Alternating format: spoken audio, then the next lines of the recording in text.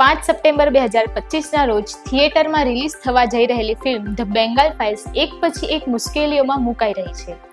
આ ફિલ્મની વાર્તા 1946ના ગ્રેટ કલકત્તા હત્યાકાંડ અને નોઆખલીના રમખાણોની આસપાસ કેન્દ્રિત છે. હાલ માટે ધ બેંગાલ ફાઇલ્સનો વિવાદ ગોપાલ પાઠા મુખર્જીની આસપાસ કેન્દ્રિત છે, જેમણે 1946ના રમખાણો દરમિયાન હિન્દુઓના રક્ષણમાં મુખ્ય ભૂમિકા ભજવી હતી.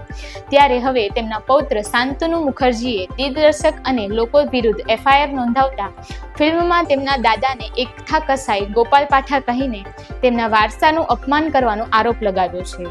જો કે આરોપોને નકારતા વિવેક અગ્નિહોત્રીએ કહ્યું છે કે તેમણે મુખર્જીને એક હીરો તરીકે જ દર્શાવ્યા છે અને તેમણે સ્પષ્ટતા પણ કરી છે કે તેમની ફિલ્મમાં ગોપાલ પાઠા એક પ્રેરિત પાત્ર છે, પણ તેઓ પ્લોટનું કેન્દ્રબિંદુ નથી.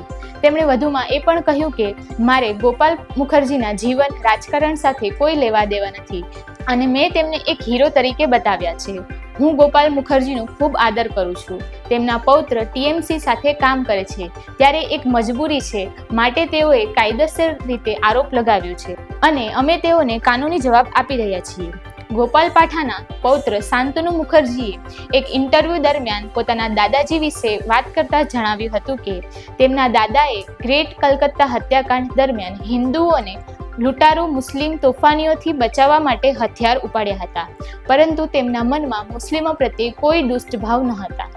તેમના દાદાએ ગ્રેટ કલકત્તા હત્યાકાંડ દરમિયાન નિર્દોષ મુસ્લિમોને પણ બચાવ્યા હતા. ઉલ્લેખનીય છે કે ફિલ્મના ટ્રેલરમાં ગોપાલ પાઠાનું પાત્ર કપાળ પર લાલ રંગનું તિલક લગાવીને દેવી કાલીમાની મૂર્તિ સામે બેસે છે અને લોકોના મેળાવડાને સંબોધિત કરતા તેઓ હિન્દુઓને તેમના વિરુદ્ધ થઈ રહેલા અત્યાચાર સામે બળવો કરવાનું કહે છે. અગાઉ પણ બંગાળમાં ફિલ્મના ટ્રેલર લોન્ચની ઇવેન્ટમાં અનેક મુશ્કેલીઓ આવી હતી. ત્યારબાદ ટ્રેલર લોન્ચની ઇવેન્ટ થઈ તો તેમાં પણ હોબાળો થયો હતો.